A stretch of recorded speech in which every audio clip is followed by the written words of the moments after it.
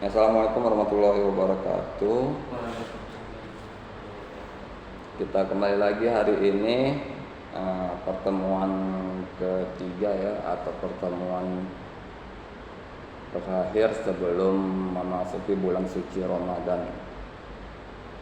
Kita libur nanti di awal Ramadan dan biasanya masuk di minggu kedua. Hari ini kita masuk di materi ketiga, mata kuliah hukum internasional dengan materi sumber hukum internasional. Jadi kalau dalam pengantar ilmu hukum, pengantar hukum Indonesia itu ada sumber hukum tertulis dan sumber hukum tidak tertulis. Ya, itu pasti diajari sama dosen-dosen kalian masing-masing. Di hukum perdata pun ada, itu di hukum tata negara ada. Tata negara saya nggak tahu kalian semester ini apa semester 4 nanti. Itu hukum administrasi juga beda masing-masing sumber hukumnya. Hukum tidak tertulis, hukum adat. Hukum tidak tertulis itu hukum yang berlaku di masyarakat, tapi nggak dalam bentuk undang-undang, tapi dipercaya oleh masyarakat. Kita nggak bisa juga bilang hukum adat. Jadi biasanya kalau di hukum adat itu dibilang hukum kebiasaan. Ya, kalau hukum adat memang dibuat oleh ketua adatnya, pimpinan adat. Nah, itu bedanya. Tapi kalau yang dilakukan ini tapi tidak dibuat oleh hukum adat, nah itulah hukum kebiasaan. Biasa orang kalau ada salah dihukum begini, dihukum begini. Jadi hukum itu hukum yang hidup dalam masyarakat. Nah, sama juga dengan di sini di sumber hukum internasional, berarti kewenangan asli atau kekuatan memaksa dari suatu produk hukum positif dalam satu negara. Jadi dalam satu negara, dalam setiap negara itu harusnya membuat satu peraturan yang mengatur tentang internasional. Tentang internasional berarti termasuk juga tentang wisatawan asing yang masuk, produk-produk luar negeri yang masuk, sekecil-kecil itu pun harus dilakukan pengaturannya. Bahkan sekarang kan kalau kita kalau nggak salah saya Shopee sama Lazada itu ada pembelian dari luar negeri, ya kan? Itu pembelian luar negeri, apalagi kalau kita membeli produk-produk yang berkaitan dengan kesehatan, itu udah kena bea cukai, kena imigrasi, kena di bagian karantina. Ya kan? Biasanya itu lama, tapi kalau biaya-biaya itunya biasanya udah ditanggung oleh pembeli sesuai dengan harga yang kalian beli saat di toko online tersebut, ya. Itu udah diantisipasinya harga-harga. Sama kalau misalnya nggak usah jauh-jauh, kalau misalnya kalian beli hewan hidup antar provinsi, ya, yang pasti kita dipisah oleh pulau, bukan darat, ya. Kalau darat kayak Sumatera Barat masih bisa kita jalur darat, Lampung, Bengkulu itu masih bisa jalur darat, ya kan? Aceh masih bisa darat. Tapi ini yang dipisahkan oleh pulau, berarti kita harus naik pesawat terbang atau kapal. Ya, kalau kalian beli hewan hidup itu ada biaya karantina dan biaya pemeriksaan kesehatan. Itu kalau di pesawat itu paling murah itu 1 juta biasanya. Ya. Misal kalau saya juga ada ternak marmut, dibilang kan marmut kalau di kota Medan ini masih agak langka. Hamster banyak, tapi kalau marmut agak langka. Tapi pasar marmut seharusnya lebih bagus kalau di Jawa. Makanya di sini agak mahal, 50.000 per ekor. Kalau yang remaja, kalau yang di Jawa itu 20.000 per ekor dewasa. Saat saya mau beli di sana kena biaya karantina 1 juta. Berarti kalau kita kena biaya karantina 1 juta, kita harus belinya di atas 1 juta atau 2 juta supaya tidak rugi. Begitulah kita kalau beli barang, kecuali kita memang orang berada beli barang untuk keperluan pribadi. Di karantina supaya kalau dia hewan hidup, dilihat penyakitnya. Jangan ada penyakit bawaan dari wilayah sebelumnya. Biasanya 14 hari, 2 minggu. 2 minggu. Itu memang diternak di dinas peternakan, dikasih makan, dikasih vitamin, dilihat 10 sampai 14 hari. Jika nggak ada tanda-tanda sakit, udah dikasih, silakan bawa pulang. Ya, sama kalau kalian misalnya kalian aja nggak usah pengiriman, kalian pergi entah ke Pekanbaru, ke Batam, kemana gitu kan, ke Jawa, ada tertarik sama kucing, kalian beli kucing, kalian bawa, bukan kalian kirim, kalian naik pesawat bawa ke kucing, kena karantina juga. Ya. Ini memang bukan karena COVID, memang dari dulu sudah ada aturan karantina hewan. Karena kalau kita biasanya, kalau yang hewan ini kita biasanya peliharanya secara komunal atau banyak. Ya. Otomatis kalau kita beli ada sebelumnya. Jangan sampai yang baru datang ini menyakiti yang sudah ada. Sama kayak di sini juga berkaitan aturan-aturan barang masuk itu harus dipatuhi oleh penjual. Penjual harus benar-benar tahu tentang aturan di negara konsumennya. Ya. Jadi kalau dia samar-samar, misalnya kalian samar-samar kalian mau jual ke luar negeri misalnya, kalian samar-samar aturan di situ, kalian tutup negara yang kalian samar-samar itu. Jangan dibuka semua. Ya. Ingat, kalau barang-barang, kalau pajak itu Amerika tinggi. Amerika bisa kena 20%. Hati-hati, kalian harus baca betul-betul kalau kalian masuk ini. Jangan mentang-mentang Shopee bisa, Lazada bisa nih jual barang ke luar negeri, mana tahu lebih banyak peminatnya. Oke. Lihat, pajak di sana 20%. Pajak penjualan. Kalau kalian samakan harganya dengan yang di Indonesia atau wilayah-wilayah Asia sekitar Indonesia, kalian udah rugi besar. Karena pajak di sekitar Asia ini baru di bawah 10%, antara 5 sampai 10.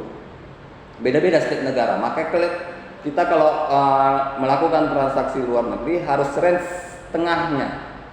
Dan tergantung apa yang dijual. Iya. Kita jual produk makanan, lihat aturannya, gimana produk makanan itu diatur di negara tersebut. Kita jual produk kesehatan gimana di sana. Ya. Kita juga harus baca. Kita saat mengorder juga harus baca. Ini yang banyak masyarakat kita nggak tahu.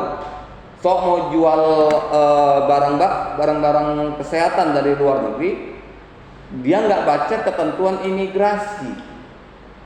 Baca dulu gimana aturan barang-barang kesehatan, kosmetik maupun obat-obatan itu ada aturan khususnya, kan? Bukan sembarangan bisa masuk, karena itu adalah barang-barang yang langsung terkontaminasi di tubuh, langsung bersentuhan langsung dengan tubuh, masuk ke dalam tubuh kalian, ya. Jadi bukan kalau kalian beli istilahnya mainan, barang-barang pecah belah, ya kan? Itu mah lebih mudah. Paling sama dinas imigrasi cuma disemprot disinfektan, selesai. Karena dia nggak akan nulari, atau ya kan masuk mainan sampai Indonesia misalnya dicuci di air sabun, direndam di air sabun sama orang imigrasi, dah dikeringkan baru dikasih, atau di cairan disinfektan direndam dikasih, lebih enak. Tapi kalau yang hidup atau yang berkaitan dengan kesehatan dan makanan pasti lebih ribet, ya. Makanya kalau saya pun jual-jual online itu biasanya jual-jual ya barang-barang pakai, benda-benda mati. Kalau kena imigrasi ya kena, nggak apa-apa, nggak terlalu mahal biayanya, ya. Kalau kalian kena imigrasi misalnya dari luar negeri, itu jauh lebih murah daripada kalian hewan hidupnya atau obat-obatannya. Kalau misalnya obat-obatannya kena 10%, paling kalau barang-barang itu kena 1 sampai 2. Enggak sampai 5. Rendah. Bisa kalau barang-barang mati itu dia rendah. Jadi sumber hukum di hukum internasional ini yaitu sumber hukum formal, itu formal yang berlaku dalam masyarakat, dan material. Material itu yang sudah ditetapkan dalam bentuk peraturan perundang-undangan berkaitan dengan perlindungan secara internasional. Ya. Kalau yang simpelnya itu HAKI, HAM, ya, perlindungan terhadap perempuan dan anak itu disamakan semua, diratifikasi. Jadi kita pun membuat undang-undang, pemerintah Indonesia membuat undang-undang, DPR membuat undang-undang itu melihat juga kepada keputusan internasional agar sejalan. Ya. Jadi kenapa seperti itu? Kalau misalnya ada pelakunya lari ke luar negeri, bisa ditangkap. Dia harus disesuaikan, harus sama-sama mengatur bahwa perbuatan itu adalah perbuatan yang terlarang. Ya, misalnya memukul anak di sini terlarang, belum tentu di luar negeri terlarang. Ya kan? Makanya harus sesuaikan dulu. Kadang orang-orang yang melakukan tindakan-tindakan kejahatan, dia pandai larinya. Itu loh Pak, misalnya kayak gini Pak. Rasakan ke Amerika ini. Amerika, maaf amit-amit lah. Ini Andra yang Rasik pakai nih Pak, narkoba gitu. Tapi di Amerika, pas Rasik pulang ke sini, ketahuan. Itu gimana? Kalau ketahuan dari cek darah atau rambut, biasanya cuma kena apa? Masuk rehabilitasi, itu nggak ditahan. Ya, kecuali ketangkap tangan bawa barang, itu beda. Itu pasti langsung ditahan. Tapi kalau cek rambut atau cek darah kita positif make, pasti dimasukkan ke pusat rehabilitasi. Kita nggak diizinkan pulang. Masukkan, dipelihara, tinggal di situ sampai tingkat ketergantungannya hilang.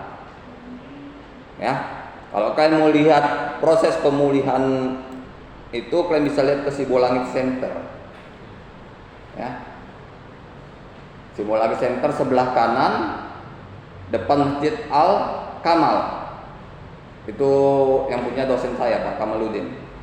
Dua-duanya yang punya dosen saya atau di Fakultas Ekonomi. Sekarang masih hidup beliau. Pengacara Al Kamal di jalan Erlangga apa jalan apa itu? Nah, pergi ke situ. Kami dulu pernah bawa mahasiswa. Saya dulu waktu jadi mahasiswa pernah ke sana. Saya pernah bawa mahasiswa juga. Pergi, lihat mulai dari yang awal ketergantungan sampai yang macam orang gila. Ya. Taunya cuman barang. Saat kita datang, dia nanya apa? Bang, ada barang? Ada barang. Dan itu pengobatannya luar biasa. Kami diceritakan oleh pengurus itu jam 3 pagi direndam di kolam. Ya, kalian bayangkan direndam di kolam renang jam 3 pagi di Sibolangit. Bukan di kota Medan, dan bukan Sibolangit saat sekarang ini. Sibolangit 2008, ya, beda. Sekarang udah agak panas Sibolangit, ya. Yang kalau kita pagi aja jam 6, jam 7 pagi airnya itu macam air kena es batu. Bayangkan jam 3 pagi mereka direndam. Saat azan subuh mereka pergi sholat subuh dengan bola besi di kakinya. Ya, ada pekerja di situ yang Kristen, mereka harus menjaga. Karena kalau nggak dipakai bola besi dan dijaga, mereka kabur. Ya, pengobatan di situ memang kalau bisa dibilang, kalau bagi pemakai menyiksa, tapi kalau bagi kita wajar. Ya, menyiksanya dengan apa? Jamu. Ada tuh foto di Facebook saya, jamunya itu tingkatannya banyak. Ya, ada 10 atau 15 tingkatan itu. Saya tanya waktu itu, ini apa bedanya?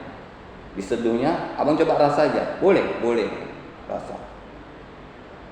Mulai dari yang biasa sampai yang terpahit, benar-benar pahit. Itulah pengobatan yang di sana dengan alami. Ya, jadi sumber formal di sini juga adalah sumber kekuatan memaksa dan dasar keabsahan suatu produk hukum. Jadi sumber hukum formal itu bahwa peraturan yang ada di negara kita harus bisa kita paksakan berlaku di internasional. Harus bisa berlaku di internasional. Makanya kalau memang mau bisa berlaku di dunia internasional, kita harus betul-betul bikinnya yang standar internasional. Ya.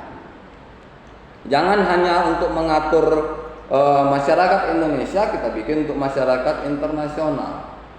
Mereka pun nanti bingung. Ya.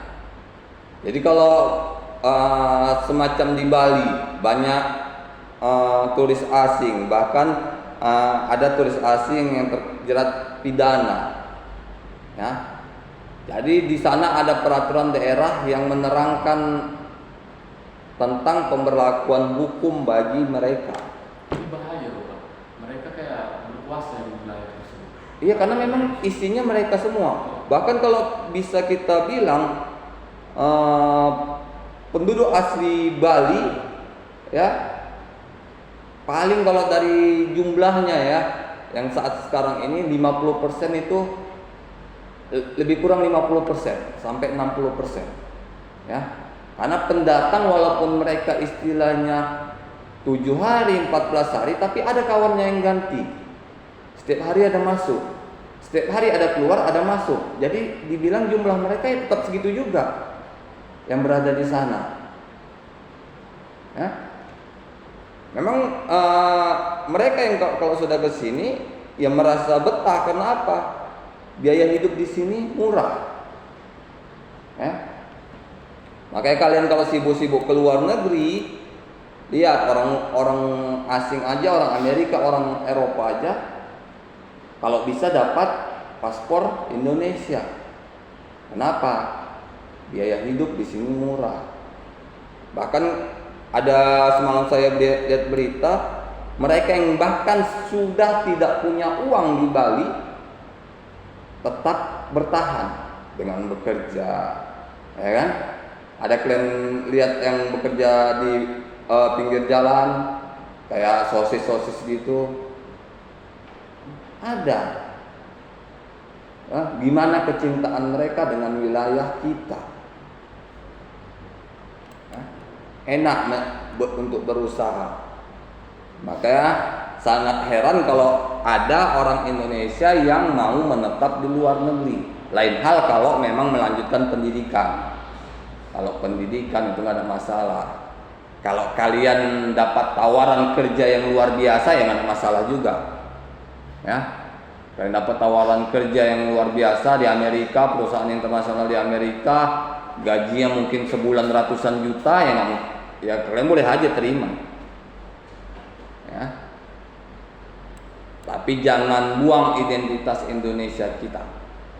Itu yang diajarkan Bapak B.J. Habibie. Beliau ditawar Amerika, Belanda, segala macam, ya.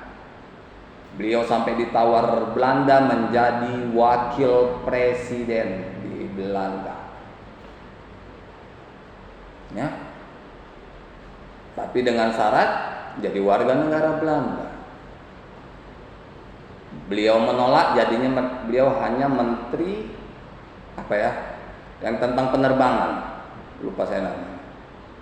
Karena memang keahlian beliau di situ. Bahkan kalau kalian jalan-jalan ke Belanda itu banyak nama-nama tokoh kita di sana. Jalan Insinyur Soekarno, Jalan Soeharto, Jalan B.J. Habibie, banyak. Karena pernah menjadi menteri mereka. Ya. Kalau kalian jalan-jalan ke sana, silakan jalan-jalan, lihat. Banyak juga orang-orang kita di sana. Ada juga mahasiswa kita Maksud saya yang dari Wiswar itu memang di sana. Ya, kalau sumber hukum internasional ada juga pengaturannya dalam Statuta Mahkamah Internasional atau yang kita kenal dengan ICJ atau International Court of Justice dalam pasal 38 ayat 1. Jadi kalau kalian lihat Inggrisnya, kalau artinya itu lebih kurang seperti ini. Jadi dalam memutus perkara dalam hukum internasional itu harus diperhatikan yang pertama itu dari perjanjian internasional. Ya. Perjanjian internasional baik itu yang bersifat umum maupun khusus antar negara yang terlibat. Ya. Jadi kalau ada sengketa internasional, lihat perjanjiannya, sengketa wilayah atau mungkin ada warga negaranya yang ditahan di negara lain, lihat perjanjiannya gimana. Ada nggak perjanjian ekstradisi? Nah, jadi kalau pemulangan warga negara itu kan ekstradisi. Ada nggak perjanjian ekstradisi dengan negara sebelah yang warga kita bermasalah misalnya? Ya. Ada enggak? Kalau enggak ada jangan pula kita heboh-heboh mau ekstradisi. Karena kalau ekstradisi itu dia perjanjian. Perjanjian pemulangan tahanan politik, tahanan antar negara atau tahanan-tahanan yang bisa dipulangkan sesuai ketentuan negara yang menahan. Tapi ada Bapak tahu kasusnya yang di Inggris itu? Orang Indonesia juga. Ya. Yang dia Homoseksual. Iya. Itu kan ditahan di sana juga, Pak. Ditahan di sana. Kan nggak ada upaya juga dari Indonesia untuk memulangkan dia, karena memang dilarang di Indonesia. Ya kan? Nggak dibenarkan tindakan itu. Makanya kalau di Indonesia ini mana warga negaranya melakukan hal yang tidak dibenarkan dalam negara, biasanya kalau memang memang betul-betul nggak diizinkan di negara itu, nggak ditolong. Lain hal kalau memang masalahnya seperti yang kalau pernah saya bilang itu, yang pembantu membunuh majikannya, ya kan? Jadi itu Indonesia harus menolong, pemerintah Indonesia harus menolong.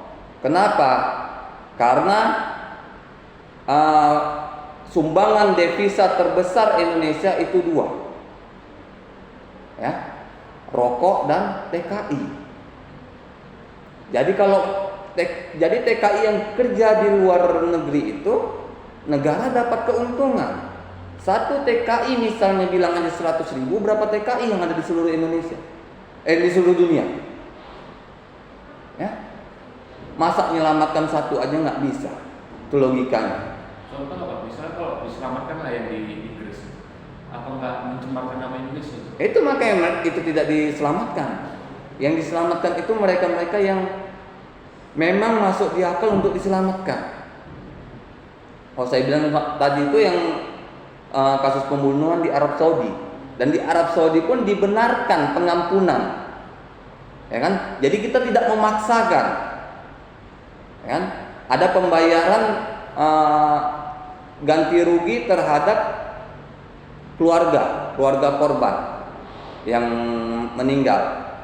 Jadi mereka yang menentukan harga, bukan pemerintah, bukan kerajaan Arab Saudi. Keluarga korban ini yang berapa biaya ganti rugian? Misalnya 10 juta atau 100 juta. Ya kalau mau bayar, dia dilepaskan dari hukum. Dan pengadilan nggak akan meneruskan kalau udah ada perdamaian. Ya. Sangat disayangkan, saya nggak nyalahkan ya.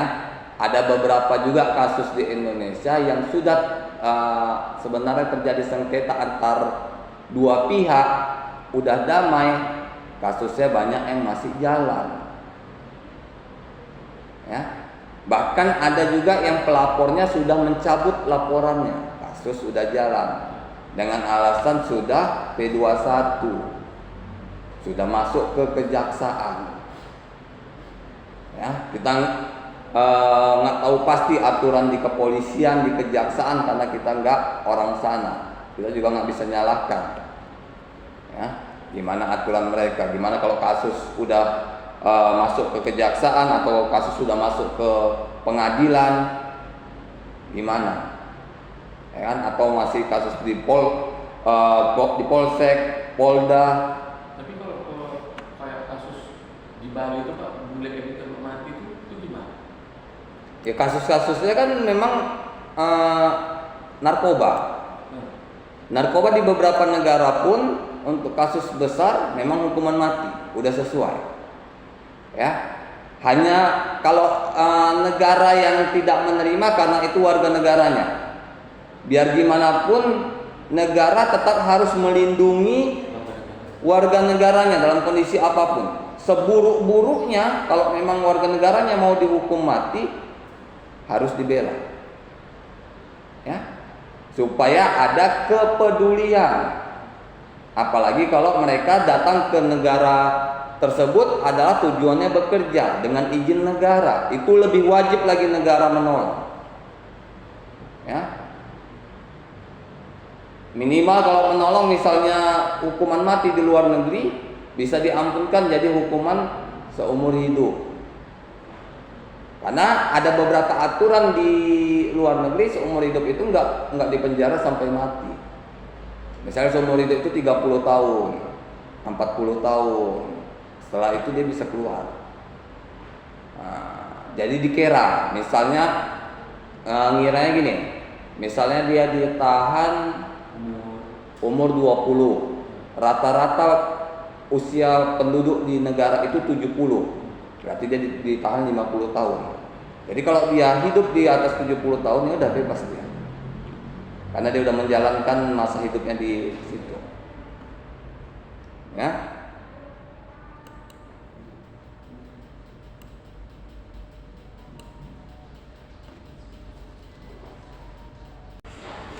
Jadi yang kedua itu kebiasaan internasional, ya. Kebiasaan internasional yang merupakan praktek bersifat umum dan diterima sebagai hukum.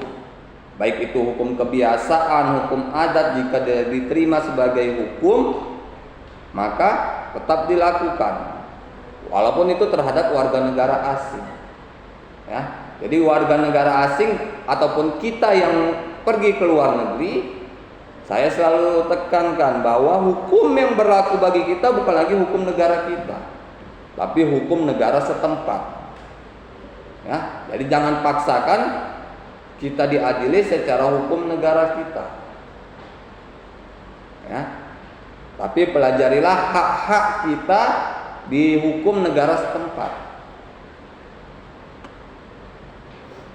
Yang ketiga, prinsip atau ajas hukum umum yang diakui oleh bangsa-bangsa beradab. Ya. Di sini maksudnya yaitu prinsip ajas-ajas hukum umum. Ini tidak berlaku secara internasional, tapi diakui oleh beberapa negara beradab, berarti maju dan berkembang.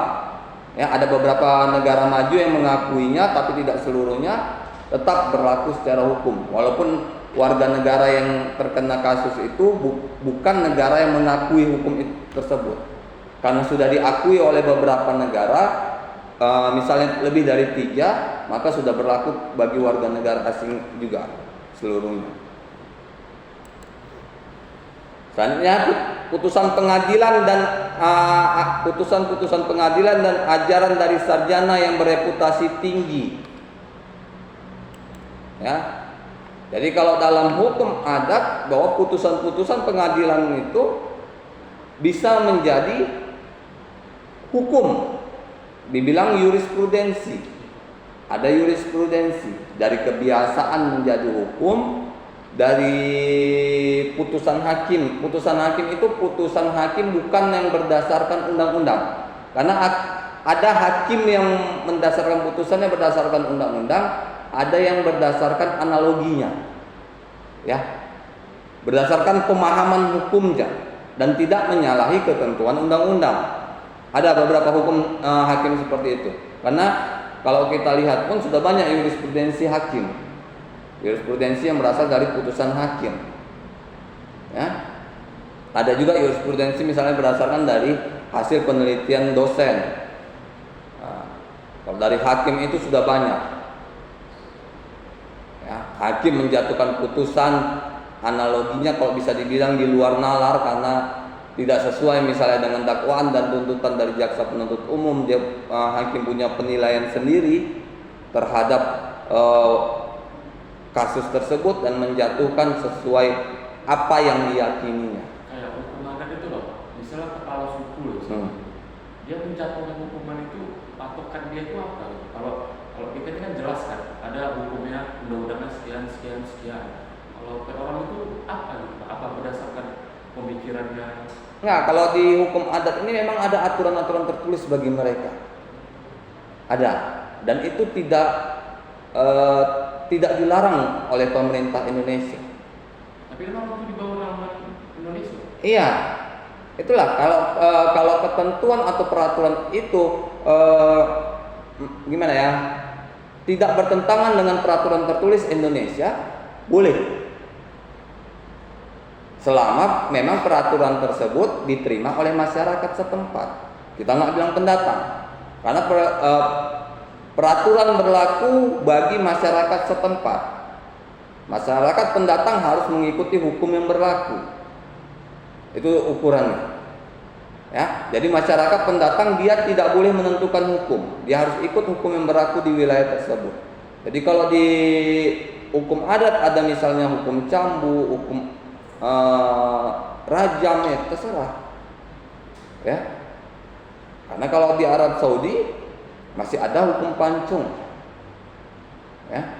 Kalau kalian ada dengar ceramah Ustadz Abdul Somad, ya, dia pertama kali menyaksikan pemancungan di Arab Saudi, itu 3 kepala, bahkan salah satunya jatuh di kakinya. Ya. Ada yang menolak negara lain? Enggak. Ada yang di situ orang Nigeria, ada yang dipancung apa? Karena memang itu yang berlaku di wilayah situ dan nggak dilarang oleh negaranya, ya kan? Dan seharusnya hukum itu seperti itu.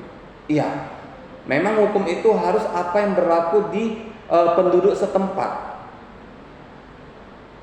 Karena kalau hukum itu ditolak oleh penduduk setempat, maka hukum itu tidak berlaku. Ya, hukum itu kan misalnya lah dibuat satu undang-undang. Buat satu undang-undang, ditaruh di internet, dipublikasikan, lihat respon dari masyarakat. Kalau masyarakat mayoritas menolak, maka ini nggak jadi terbit undang-undang. Makanya undang-undang itu nggak langsung terbit, ya kan? Kalau kalian dengar ada di internet atau di TV misalnya, pemerintah mengesahkan undang-undang nomor sekian tanggal sekian, kalian cari di Gramedia, nggak ada undang-undang itu. Seminggu kemudian, 2 minggu kemudian kalian cari di Gramedia, nggak ada. Karena baru disahkan, belum diundangkan. Ya, undang-undang itu baru ada, baru berlaku kalau sudah diundangkan. Diundangkan itu berarti sudah dicetak dalam lembaran negara. Ya, sama kayak KUHP. KUHP ini sudah disahkan, tapi belum ada. Kita masih pakai KUHP Belanda. Ya, kenapa? KUHP disahkan. Ya, disahkan, dilihat respon dari masyarakat. Ya, bagaimana respon dari masyarakat tentang KUHP tersebut? Kalau memang harus ada direvisi, maka direvisi, ya, bukan dibiarkan.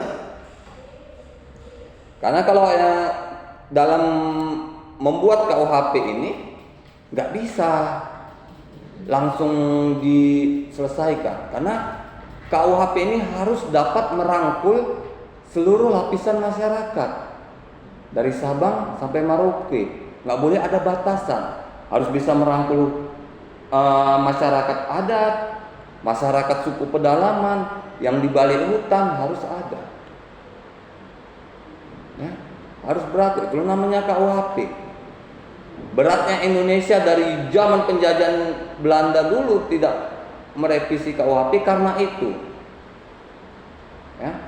Karena aturan di beberapa negara ada yang beda.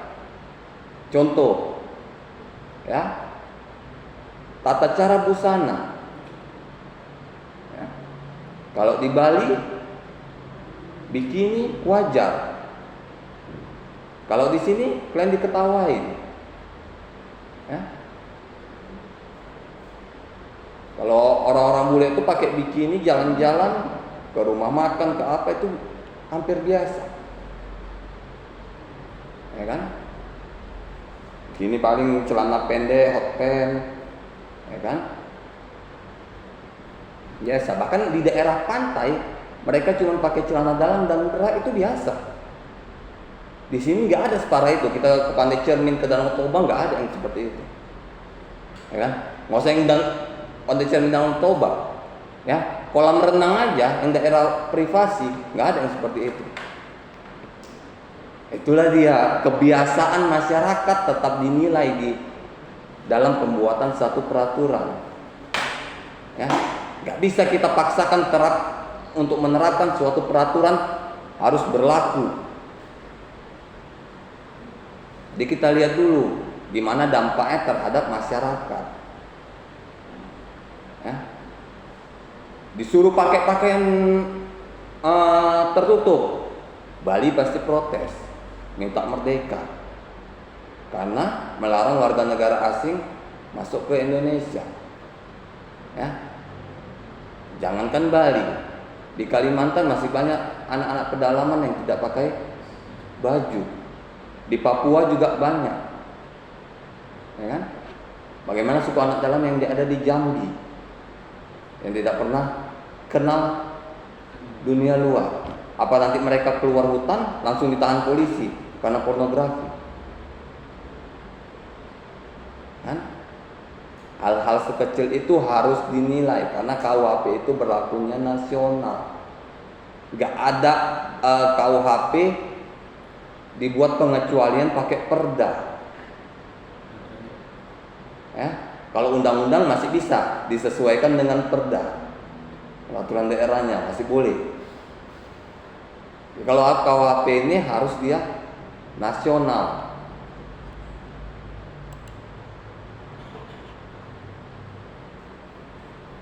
Nah, jadi sumber hukum dalam pasal 38 Statuta Mahkamah Internasional ini dalam bentuk sumber hukum formil, ya. Jadi kalau dalam Statuta Mahkamah Internasional itu hanya sumber hukum yang tertulis, karena dia lembaga, bukan kelompok masyarakat, ya. Dia lembaga peradilan. Beda kan ya, lembaga peradilan berarti lembaga yang dibentuk dalam satu sistem pemerintahan. Ya. Ada juga yang masyarakat. Jadi nggak akan mungkin Mahkamah Internasional itu bisa menghasilkan hukum-hukum material, hukum-hukum yang berlaku dalam masyarakat. Ya, kalau hukum-hukum yang berlaku dalam masyarakat udah jadi hukum material negara tersebut, bukan hukum material internasional, ya kan? Dia memang anggota dari Mahkamah Internasional, tapi berlakunya hukum material di negara terhadap masyarakat internasional ya untuk negaranya, bukan menjadi peraturan Mahkamah Internasional, kan? Jadi kalau bisa dibilang Mahkamah Internasional ini ya lembaga peradilan yang mengatur hubungan internasional, dan kalau bisa dibilang dia nggak punya rumah. Ya kan? Kalau punya rumah itu berarti dia punya hukum materialnya. Ya. Karena dia nggak punya, maka nggak ada hukum materialnya.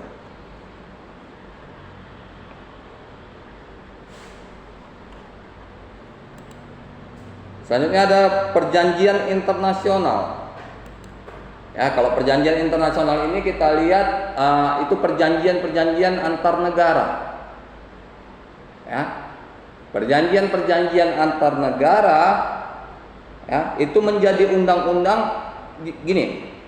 Kalau di dalam hukum perikatan atau hukum perdata, masalah kajian hukum perjanjian, jadi hukum perjanjian itu berlaku sebagai undang-undang bagi para pihak yang membuatnya. Ya, di luar undang-undang yang resmi, di luar undang-undang dasar, undang-undang apa segala macam. Kalau kalian buat perjanjian, dalam perjanjian itu pasti ada pasal-pasalnya. Para pihak dilarang ini, para pihak dilarang ini. Jika melakukan ini akan kena ini, ketentuan pidana, ketentuan perdatanya ada semua pasti dalam surat perjanjian. Jadi kalau dalam perjanjian itu berlaku bagi para pihak yang membuatnya. Itu berlaku sebagai undang-undang bagi para pihak yang membuatnya. Ya, sama kayak perjanjian internasional. Negara A, negara B membuat perjanjian, ya itu berlaku undang-undang bagi dua negara itu. Ya. Negara lain yang mungkin berkaitan dengan peraturan itu, lihat apakah mereka mau ikut atau membuat aturan baru. Ya. Karena dalam perjanjian internasional biasanya ada tujuan yang ingin dicapai juga antar negara yang melakukan perjanjian. Jadi perjanjian itu bukan hanya sekedar perjanjian tertulis saja yang untuk melindungi warga negaranya di negara lain, tapi tetap harus ada keuntungan. Ya, dengan misalnya dengan banyaknya warga negara asing, biasa dibuatlah misalnya tarif jumlahnya. Misalnya udah mencapai 500 orang lebih warga negara A berada di negara B, maka salah satu produk kami bisa kami buka di Indonesia. Ya, harus ada keuntungan. Makanya kita lihat banyak yang menjamur-jamur. Ya, makanan-makanan cepat saji. Lihat, ada yang memang asli Indonesia, ada yang luar negeri punya. Berarti pembukaan KFC kayak gitu juga? Kalau KFC itu dia lebih kepada kebutuhan pada masa lalu. Kalau masa lalu kan yang jual makanan cepat saji itu kan nggak ada. Dan kalau sekarang memang udah banyak. Kalau dulu nggak ada yang jual cepat saji itu. Yang dulu yang terkenal itulah McD, KFC, Texas. Semua rata-rata dari Amerika. Karena memang di Amerika memang dari zaman dulunya sudah banyak itu stand-stand menjual makanan cepat saji. Berarti TKI sama TKW itu bentuk perjanjian internasional juga? Iya. Ya, TKI dan TKW yang dikirim ke luar negeri itu harus ada perjanjian internasional dulu antar negara A dengan negara B. Kalau nggak ada, nggak bisa dikirim. Ya, minimal kalau udah ada perjanjian itu berarti udah ada dubesnya di sana. Ya, misalnya negara A melakukan perjanjian negara B, maka negara A harus menaruh dubesnya di negara B. Apa gunanya? Untuk mendata. Dubes itu sama dengan istilahnya apa ya? Caplingnya atau presiden yang presiden negara Indonesia berada di luar negeri. Jadi setiap warga negara yang Indonesia yang masuk ke negara tersebut harus didatanya.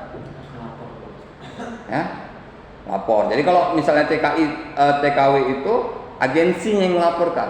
Saya bawa warga negara Indonesia. Ya. Sekian orang, 10 orang. Ini orang-orangnya, ini data mereka. Lihat setiap apanya. Cek. Ya. Jadi ditanya sama pihak duta besarnya, ini mau ditempatkan di mana saja. Agensi yang membawa harus tahu betul dia akan ditempatkan kemana, bukan kayaknya. Karena sebelum diberangkatkan, ya TKI yang sebelum diberangkatkan ini harus agensi ini harus sudah ada perjanjian di tuannya yang di negara tujuan dengan tuannya. Jadi dia datang tinggal masuk kerja, bukan buat perjanjian lagi.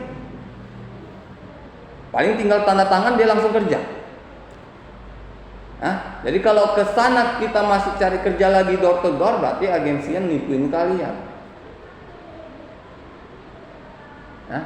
Prosedurnya seperti itu. Kita ngelamar, pelatihan, ikut pelatihan, pasti ikut pelatihan.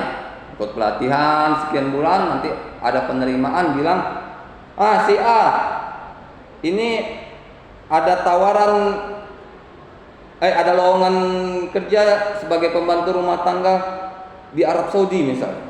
Gimana, kamu mau nggak?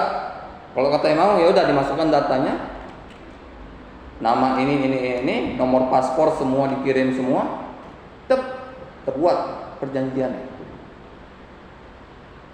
Keluar perjanjiannya, dicetak, dibawa ke duta besar, dari duta besar selesai di duta besar bawa ke rumah tuannya, perjanjiannya, orangnya selesai. Itu kalau kalian ikut agensi-agensi penyalur tenaga kerja, pasti lebih kurang seperti itu. Detailnya tergantung perusahaan masing-masing. Itu di Wisu ada tuh, sebelah Wisu tuh. Kalau setiap hari itu ramai loh orang yang datang ke situ. Di samping Wisu itu, Jalan Barum Jamil itu. Ramai. Saya pernah baca itu pelajar nih tinggal di sebuah negara, tapi dia kerja. Sekali kerja nggak ada surat izin mendapatkan surat izin bekerja di negara tersebut ditambah. Iya. Itu gimana tuh? Kita nih pelajar nih, kan cari kerja sampingan untuk part time biasanya kan gitu kan. Gini, kita kalau pergi ke luar negeri itu pasti punya paspor. Yang jadi masalah, kadang kalau kita membuat paspor berdasarkan keperluan. Kalau kita mau belajar, kita buat paspor pendidikan. Kita mau berobat, buat paspor kesehatan. Seperti itu. Yang jadi masalah kalau kalian belajar ke luar negeri, kalian buat paspor pendidikan, maka kalian hanya sebatas bisa pendidikan, kecuali negara tersebut mengizinkan bagi pelajar-pelajar dari negara lain untuk mengambil part time. Itu lain hal. Kalau enggak, itu enggak bisa. Kecuali kalian ngambil paspornya umum. Jadi umum kalian mau kemana aja, mau jalan-jalan, mau wisata, mau kerja, mau belajar. Berarti kalau budak korban nanti umum juga? Umum. Kan bisa kerja di situ. Iya, kalian kalau mau bikin konten kreator pun harus pakai umum, bukan wisata, karena kalian mencari uang di sana. Kalian bikin video kreasi untuk YouTube. Kalau kalian paspornya paspor wisata, dihapus video kalian. Tetap aturan, karena ada pajaknya. Kecuali memang ada kawan saya udah meninggal ada dia pernah sekolah pendidikan ke Cina, bahasa Mandarin di Cina. Dia pergi 2007 dan di Cina ini memang nggak boleh kita sebagai manusia sehat itu di rumah, itu malah ditangkap. Loh. Iya, harus keluar bekerja. Jadi dia sekolah Senin sampai Jumat, Sabtu dia udah dijemput bus karyawan kerja di pabrik. Kerja 2 hari aja, Sabtu Minggu. Memang seperti itu, dapat uang kerjanya. Makanya dibilang Cina Jepang negaranya maju. Karena memang masyarakatnya nggak dibuat malas. Kita kuliah udah Senin sampai Jumat, Sabtu Minggu kalau nggak kuliah paling tidur, main HP di rumah, nggak ada kegiatan yang positif. Kalau kalian tinggal di Cina, Senin sampai Senin sampai Jumat sekolah, Sabtu kalian pagi-pagi. Paginya jangan kalian bilang pagi jam 7. Kalau kita pagi jam 7, jam 8, jangan, jam 5 di sana. Klien udah dijemput. Klien digedor. Keluar, macam mau ditangkap. Dah, ya dibawa kerja. Dah, kamu kerja. Orang tua itu juga sih. Oh, nggak tahu. Kalau orang tua yang mengirim anak pendidikan ke luar negeri harus sudah paham hal-hal seperti itu. Itu dibenarkan dalam negara kita. Negara kita nggak bisa ikut campur, karena kita udah mengirim pekerja kita atau pelajar kita ke sana, kita ikut aturan negara mereka, bukan aturan negara kita lagi. Oke lah, seperti itu kan. Nah, kita kan menjunjung tinggi hak asasi manusia, kebebasan kita. Nah, sebagai manusia kan kita juga beristirahat, bukan dipaksa untuk bekerja. Gini, kalau Mungkin atas kemauan kawan bapak sendiri dia mau bekerja. enggak, wajib memang.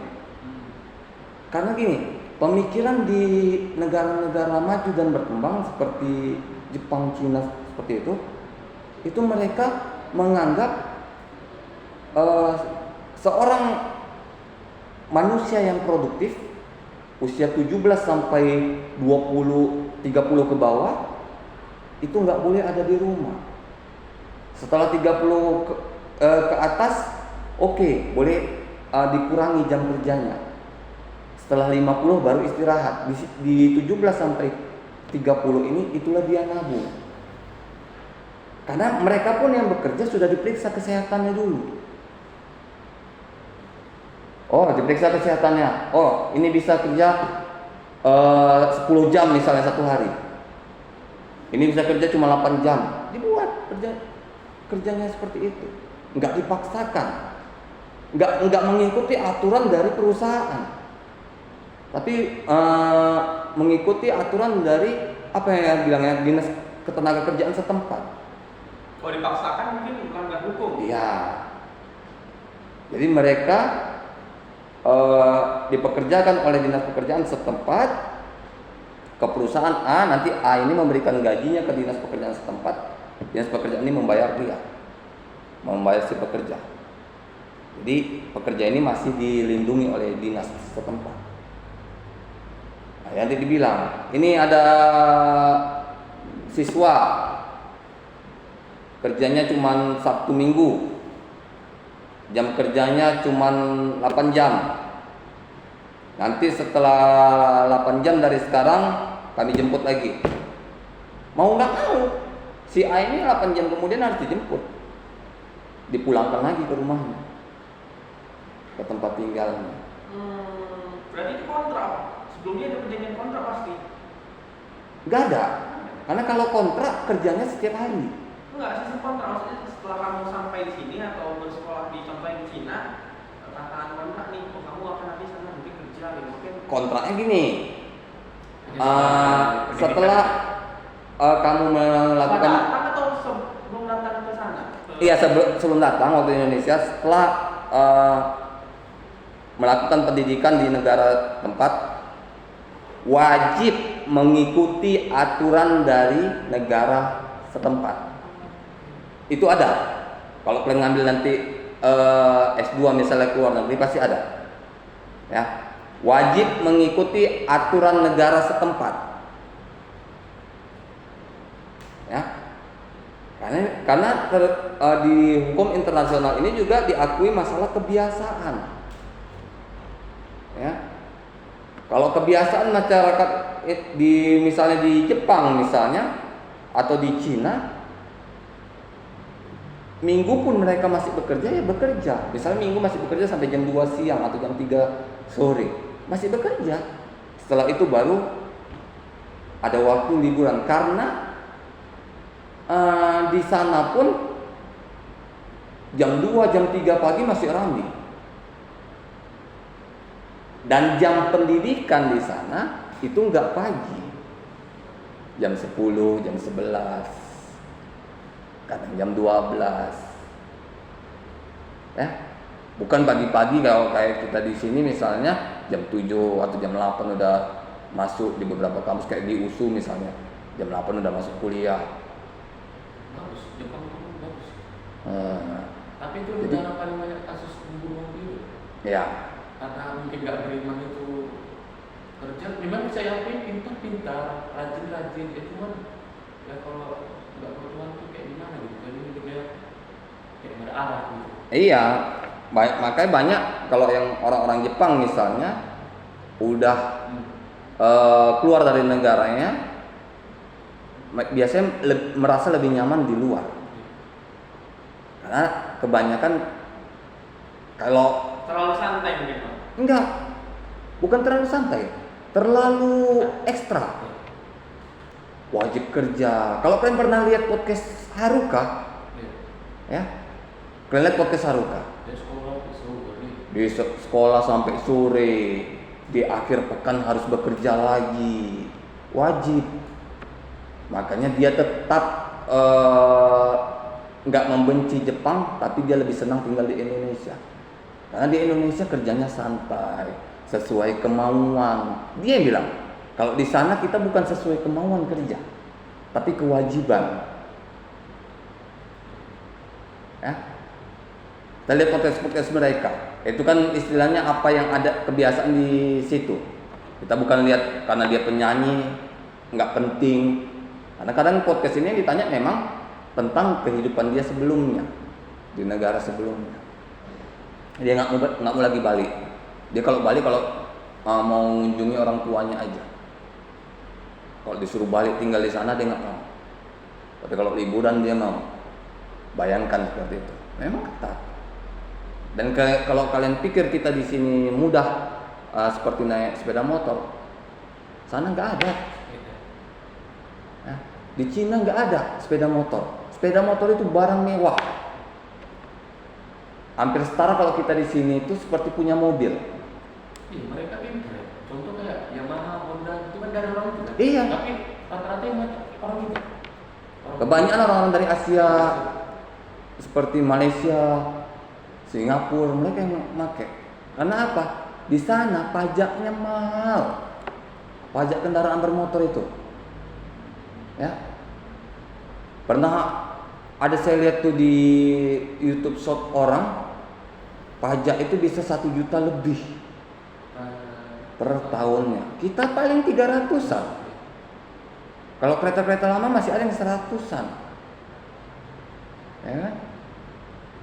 1 juta lebih, atau kalau keretanya makin tinggi cc-nya makin tinggi, ada yang sampai 10 juta misalnya. Pajak kereta 10 juta. Kalau kita pajak keretanya standar, pajak barang mewah yang kena. Ya kan? Kayak artis-artis itu punya motor sport, mobil sport, dia pajaknya standar. Pajak kendaraan bermotor. Tapi dia yang kena itu pajak barang mewah. Karena kita sebagai warga negara pun wajib melaporkan harta kekayaan kita. Atau LKPAN. Kalau kalian nggak ngelaporkan, memang nggak ditangkap. Tapi kalau kehidupan kalian mencolok, kalian YouTuber, mengupload kehidupan kalian, rumah kalian, barang-barang kalian, percayalah besok pegawai pajak datang. Orang pinggir jalannya datang. Orang pinggir jalan datang. Nggak usah jauh-jauh. Kalian pernah lihat YouTube Raffi Ahmad? Yang mana tuh Pak? Yang dia nyorot, bukan dia sih yang nyorot, si Andre apa siapa itu? Apa Sule? Nyorot mobil-mobil motorsportnya. Ternyata yang terdaftar di Dirjen Pajak istilahnya cuman 10 kendaraan. Yang disorot hampir 50. Yang terakhir yang dibilangnya kenapa? Itu bukan punya saya pribadi. Itu cuman untuk sponsor, cuman foto, cuman tiket selama sebulan. Tetap harus dilaporkan. Kalau kita dapat barang dari sponsor, kita harus laporkan. Kalau nggak kita laporkan, kita kena masalah. Misalnya kalian YouTuber dapat kiriman pinjaman komputer terbaru yang harganya 50 juta, ada kan? Nggak kita laporkan, kita bikin konten dengan komputer itu. Besok datang rumah pajak. Oh ini komputer kamu 50 juta, pajaknya mana? Surat pajaknya mana? kena. Iya, Hati-hati. Berarti orang buat video unboxing itu panjang berarti. Makanya mereka bilang, ya ada siapa tuh yang sering kali unboxing sampai puluhan juta itu, saya lupa namanya, ya. Si gadget itu sahaja. Iya, yang sering, Gadget ini. Ah. Chat YouTube-nya gadget ini. dia unboxing, dia selalu bilang, ini kawan-kawan barang dari sponsor PT ini, tunjukkan itu dulu, ya kan? Supaya apa? Menghindari petugas pajak. Gitu. Kalau kalian dapat, misalnya kalian punya YouTube, punya Instagram yang sudah dapat sponsor, kalian harus bilang, ya. Kalau itu hanya sekedar foto, kalian bikin keterangannya. Di bawah kalian bikin. Karena mereka nggak akan tahu, ya, barang itu dari mana. Ya, kalau kita nggak melaporkan, ya mereka menganggap barang itu milik kita. Harus diminta pajaknya. Tahu pajak barang mewah? 10%. Bayangkan kalau kalian dititipi barang 50 juta, maka kalian harus membayar 5 juta. Barang bukan punya awak suruh bayar 5 juta. Ya kan? Makanya harus pintar. Kalau ada barang titipan, bilang barang sponsor. Ya, kalau memang kita beli, bilang beli. Jangan pula kita beli barang mewah dan bilang sponsor untuk menghindari pajak. Nanti perusahaan terkait nuntut, kapan kami sponsori kalian? Mana perjanjian sponsorshipnya? Ya kan? Nggak bisa sembarangan kita bilang sponsor. Ya, saya juga di YouTube saya yang tim futsal itu saya selalu bilang, saya pakai baju-baju Ortus, tapi ini bukan sponsorship. Saya hanya memakai. Ya, kalau memang ada kesempatan untuk sponsorship, saya berterima kasih sekali kepada pihak Ortus App. Banyak bayaran dari sponsorship itu banyak sekali. Banyak. Kayak Cristiano Ronaldo itu kan udah terikat kontrak sampai mati sama Messi. Nggak usah sampai Cristiano Ronaldo. Ini ada tim yang di GM, Menteng United, ya. Oh, yang besar. Punya tim futsal. Yang besar. Jadi Menteng itu sponsornya udah banyak. Bahkan dia bikin turnamen 2 minggu sekali, itu sanggup.